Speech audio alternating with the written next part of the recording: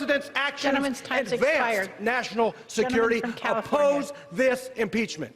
But today, this day, we didn't ask for this. This is a sad day. It is not a day of joy. Very strong words today on both sides of the aisle as Republicans and Democrats debate through this day impeaching President Donald Trump. History is set to be made on Capitol Hill. It will be made tonight. We are expecting Democrats in control of the House, of course, to vote shortly to impeach the president. Political reporter Jack Fink is live in the CBS Tower in Dallas. What are members of Congress you've been in touch with telling you today?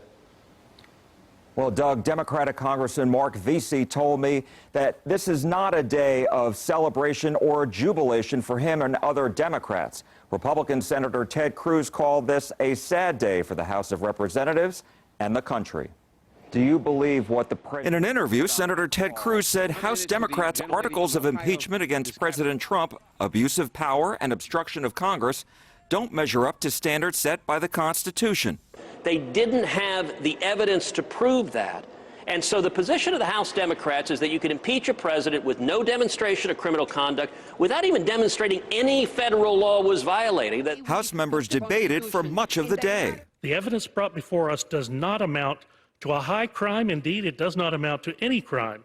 But Democrats strongly disagree, saying the president abused his power by putting his own interests before the country's, after asking Ukraine's president to investigate potential corruption involving former Vice President Joe Biden, a potential rival next year. Yes, I would like to see the president convicted. I think that in my opinion, that he has no doubt committed impeachable offenses here. This is an impeachment in search of a crime.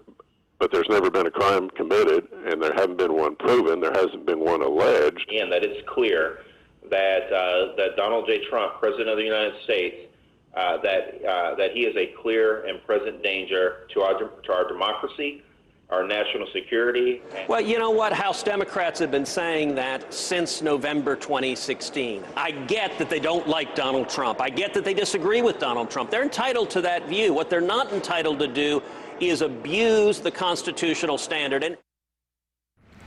Now, after the House votes to impeach President Trump, the Senate will hold a trial early next month. Senator Cruz says he expects the Senate process to be fairer than the House process. Senate Republicans have said before they don't expect to remove the president from office. Doug?